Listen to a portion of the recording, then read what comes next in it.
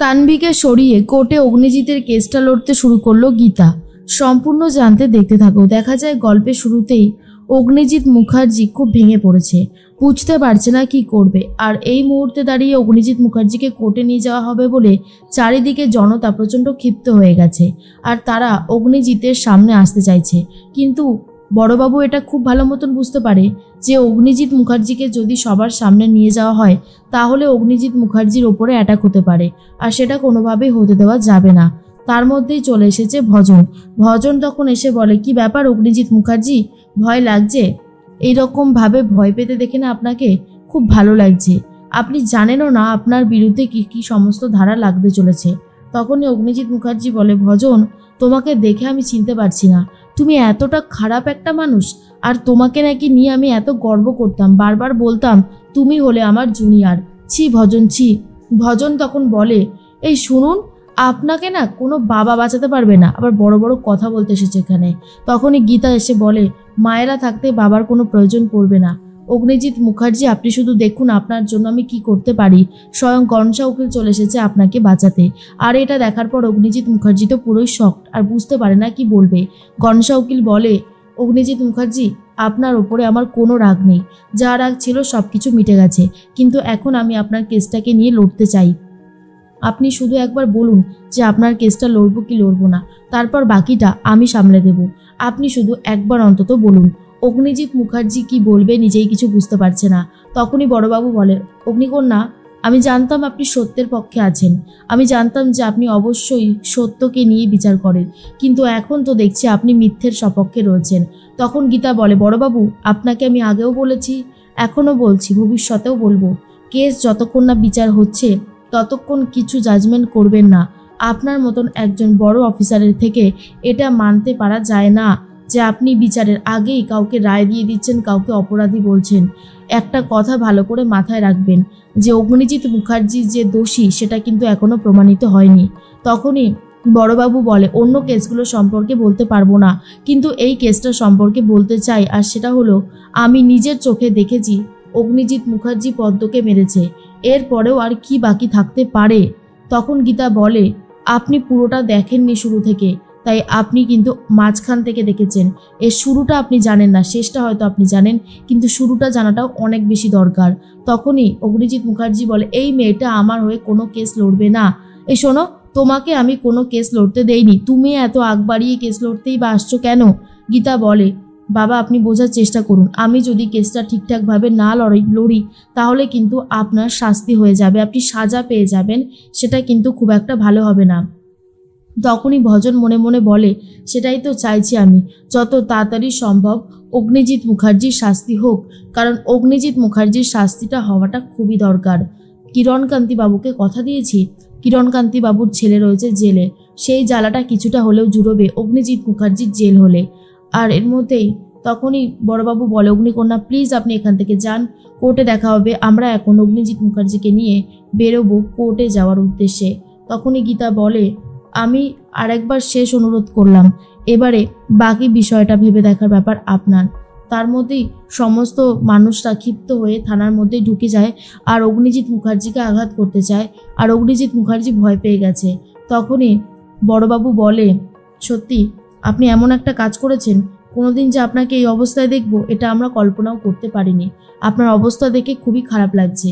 এর মধ্যেই ভজন ফোন করেছে কিরণকান্তি বাবুকে আর বলে, খেলা তো জমে গেছে, অগ্নিজিৎ মুখার্জিকে এখন কোর্টে নিয়ে যাওয়া হচ্ছে।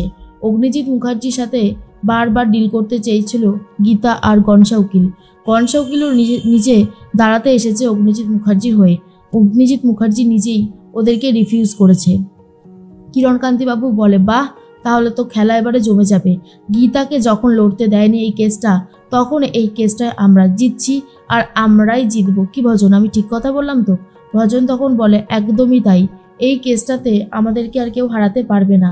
অগ্নিজিৎ মুখার্জিও এবারে জব্দ হয়ে যাবে। অগ্নিজিৎ মুখার্জি তো জানে না যে তার কি অবস্থা হতে চলেছে। এর মধ্যেই চলে এসেছে গীতা। গীতা এসে ফোনটা কেড়ে নেয় আর বলে, আমি আগেই জানতাম যে আমি বেরিয়ে গেলে তুমি এখানে ফোন করবেই। এরপর কিরণকান্তি বাবুর সাথে নিজেই কথা বলতে শুরু করে গীতা আর বলে, আমি জানতাম গর্তের মধ্যে থেকে যে সাপটা লুকিয়ে রয়েছে সেটা হলেন আপনি, কি করবেন? কিচ্ছু করতে পারবে না। অগ্নিজিৎ মুখার্জির শাস্তি হবে না, কারণ অগ্নিজিৎ মুখার্জির হয়ে কেসটা লড়বো আমি। তখনই কিরণকান্তি বলে, এই গীতা, তোমার সাথে আমার কোনো কথা নেই। আমি আগে অগ্নিজিৎ মুখার্জির কেসটা সামলে নিই, তারপর এবারে তোমার কেসটা সামলাবো।